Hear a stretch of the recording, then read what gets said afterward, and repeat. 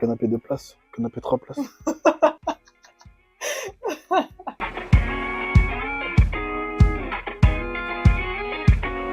On est avec Faïk aujourd'hui, Faïk Sharaf. Salut les copains, Faïk Sharaf, enchanté. Faïk, on en parlait tout à l'heure, ton spectacle qui s'appelle Trait d'Union. Oui. Est-ce que tu peux nous parler un peu de la genèse de pourquoi il s'appelle comme ça, d'où ça vient, et voilà l'histoire derrière ce nom-là. L'histoire. Il faut savoir que moi je suis très fan de Dinos. C'est un rappeur que j'affectionne particulièrement parce qu'il m'a accompagné dans plein de moments de ma vie. Et c'est surtout un rappeur que j'ai vu évoluer, j'ai vu son art évoluer et je l'ai vu un peu se chercher et je pense qu'il s'est trouvé. Et moi j'étais un petit peu dans cette phase-là avec le spectacle, où je jouais le spectacle, mais le titre ne correspondait pas forcément à ce que je ressentais quand je le jouais. Et un jour je vois un documentaire où il y a Mac Taylor qui intervient et qui dit que Dino c'est le trait d'union entre plein d'univers, d'auditeurs différents, qui ont des origines différentes et qui ont des profils aussi différents. Et dès que tu vois, en fait, c'est cette manière d'illustrer ce que Dinos représentait dans la musique, je me suis tout de suite senti rattaché à ça parce que je me posais en fait beaucoup de questions par rapport à, dans le spectacle, il y a beaucoup de questions que je me pose par rapport à mon identité, à qui je suis, parce que j'ai l'impression d'être dans plein d'univers différents et j'ai eu le sentiment qu'en fait le trait d'union c'était quelque chose qui me permettait de rassembler tous les univers sans devoir choisir l'un au profit ou en dépit de l'autre. Voilà pourquoi trait d'union. Après là, quand je le dis, ça n'a pas l'air marrant, mais c'est très marrant. Un truc qui est cool aussi avec toi, c'est qu'en fait, tu es dans plein de domaines différents. Tu fais aussi de la musique, tu as Oui. sorti un album récemment en avril. Est-ce que tu peux nous parler un peu de comment ta musique, elle nourrit aussi ton stand-up et inversement? Alors, avec la musique, c'est un peu particulier. Ouais. Parce que, comment est-ce que je perçois la chose? J'ai l'impression que, avec le stand-up, j'arrive à exprimer des émotions et des idées qui sont plutôt spontanées.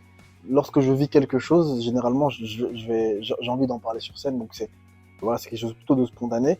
Alors que avec la musique, je cherche plutôt à exprimer des choses qui sont vraiment enfouies. Pour moi, il y a une infinité de combinaisons de touches. Ce qui veut dire que ça peut jamais s'épuiser, ce sentiment-là. Alors que la langue, j'ai envie de dire, même la langue française et même les autres langues, elles ont forcément des limites. Et parfois, j'ai l'impression que le piano peut dépasser les limites de la langue. Et parfois, je vais pouvoir dire des choses que je n'arrive pas forcément à exprimer avec la scène. Il y a aussi cette pudeur, en fait.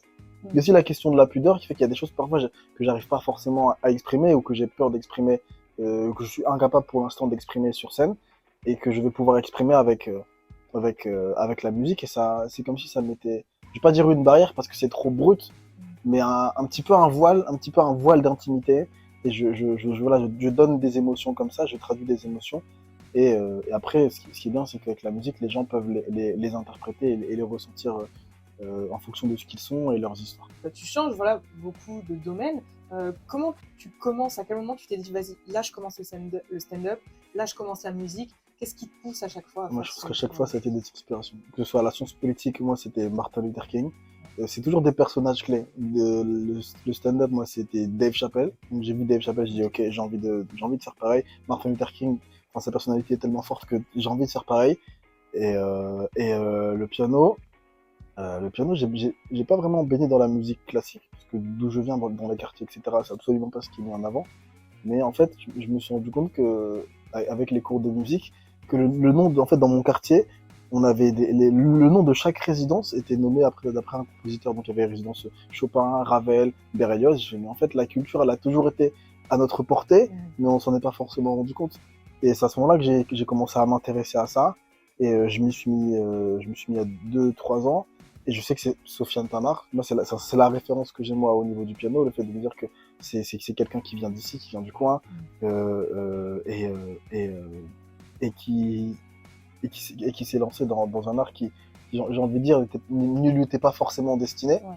Et je me suis dit, pourquoi pas moi? Et j'ai commencé à composer mes propres morceaux comme ça. Donc à chaque fois, moi, il y a eu un élément déclencheur qui est, j'ai envie de dire, une personnalité forte dans laquelle je m'identifiais. Le fait de me dire, il y a quelqu'un qui me ressemble, qui fait ça, je me dis, pourquoi je pourrais pas essayer, non? Le plus dur, je pense que peu importe le domaine, le plus dur, c'est de faire le premier pas. Le premier single que j'ai sorti s'appelait Premier pas au piano. En fait, le premier pas, c'est ce qui donne l'impulsion. Et c'est pour moi la chose la plus dure à faire. Donc, tous ceux si vous avez un rêve, un objectif juste, vous trouverez toujours beaucoup plus de raisons de ne pas le faire que de le faire. Et il faut absolument croire en ses rêves et se dire que à partir du moment où on y croit assez fort et qu'on met les ingrédients pour y arriver, un rêve peut devenir un objectif. Et c'est juste la nuance en fait qui fait que à partir du moment où un rêve devient un objectif, c'est quelque chose de beaucoup plus palpable, beaucoup plus réalisable et ça paraît pas. C'est pas comme si c'était les étoiles. On se dit que c'est possible d'y arriver. Moi, j'ai toujours rêvé de faire un concert au piano. J'ai juste commencé à composer. C'était long parce que j'avais pas forcément de notions, j'ai pas pu prendre de cours, j'avais pas les moyens, etc. Mais j'ai essayé de trouver un chemin quand même et se dire que il faut toujours essayer de faire avec ce qu'on a. Mm. Parce que si on attend d'avoir enfin, je sais pas, si t'as envie de faire de la photo, mais tu dis non, mais j'ai envie d'avoir un meilleur appareil photo, on commence à l'iPhone, et puis après tu travailleras et tu auras de l'argent pour pour acheter un appareil photo. Faites avec ce que vous avez. L'important, c'est pas l'important, c'est pas ce qu'on a, mais c'est ce qu'on en fait. Et moi, quand j'ai commencé le stand-up, j'avais 17 ans.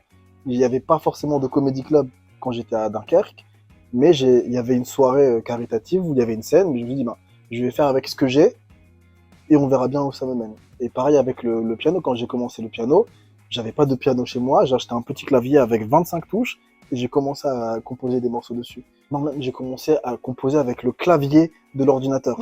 Le clavier, les sons là, AZERTY, là, j'ai commencé à composer avec ça. Faites avec ce que vous avez. C'est tout ce qui compte. Si vous avez des rêves, faites avec ce que vous avez et après ça vous amènera là où vous voulez. Voilà. Et ça nous amène là quand même, trop cool, sur son spectacle qui s'appelle Trait d'Union. Tu es au Spotlight à Lille, donc si vous êtes dans les parages, et même si vous n'êtes pas dans les parages, en fait, venez. Ouais, venez quand même, on va louer des bus.